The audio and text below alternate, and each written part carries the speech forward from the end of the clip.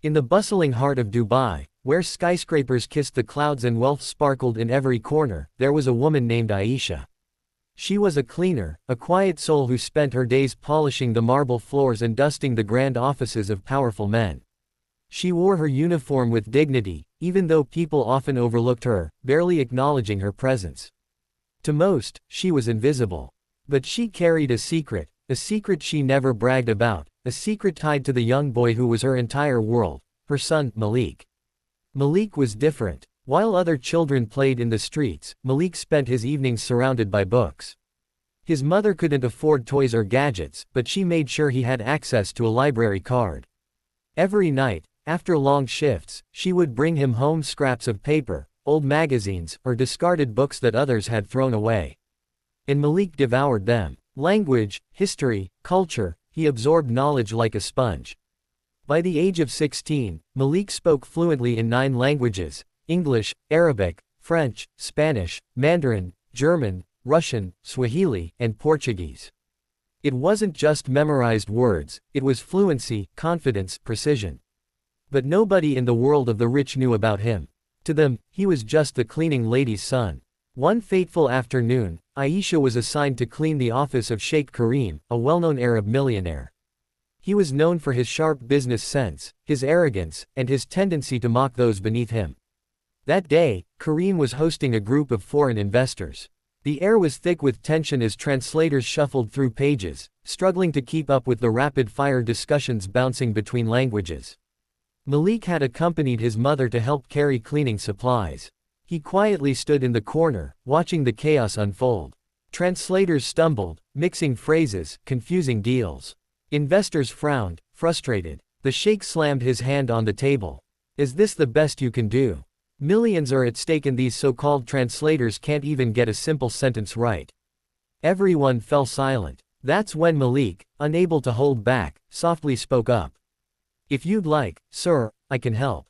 The room turned to him. The sheikh raised an eyebrow and then burst into laughter.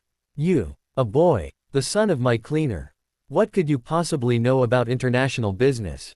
You probably don't even know proper Arabic, let alone the language of these men. But Malik didn't flinch. His voice steady, he replied in flawless Arabic, with all due respect, sir, I may not wear a suit, but I do know languages. I speak 9 fluently. The sheikh laughed louder, shaking his head. 9 languages. Do you hear this? The cleaner's boy thinks he's a genius.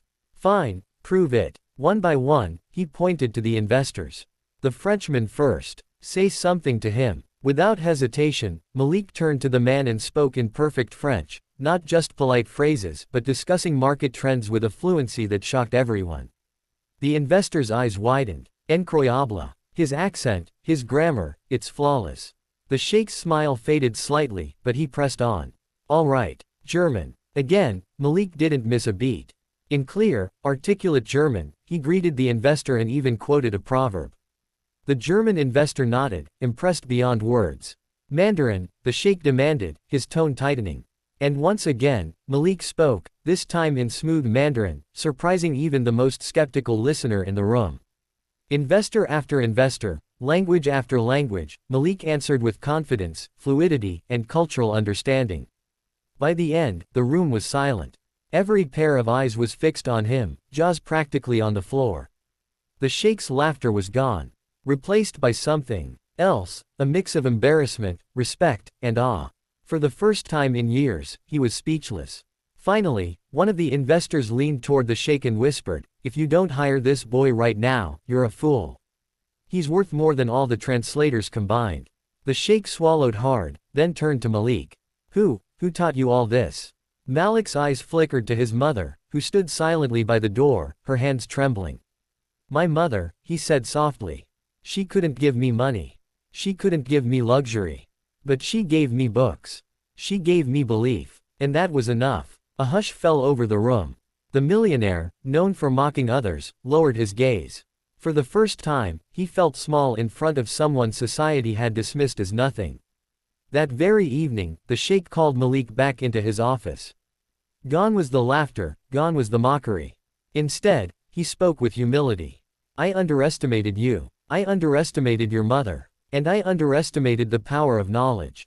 From today, you will not stand in the corner. From today, you will work with me, not as a servant's son, but as my translator and advisor.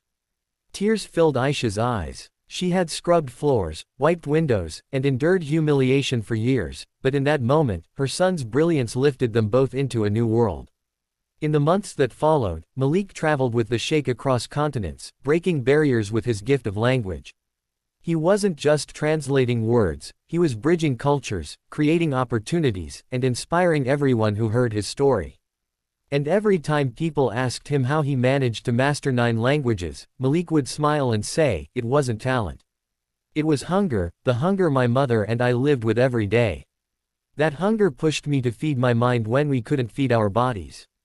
That hunger made me who I am." The sheikh, humbled and transformed, often told others, "I once laughed at a cleaner's son. But that boy taught me that true wealth isn't measured in money, it's measured in knowledge, perseverance, and the courage to rise above." And so, the story of a poor cleaning lady and her brilliant son became a legend in the city. A reminder that greatness can come from the most unexpected places, and that sometimes, the people we look down upon are the ones who stand tallest of all.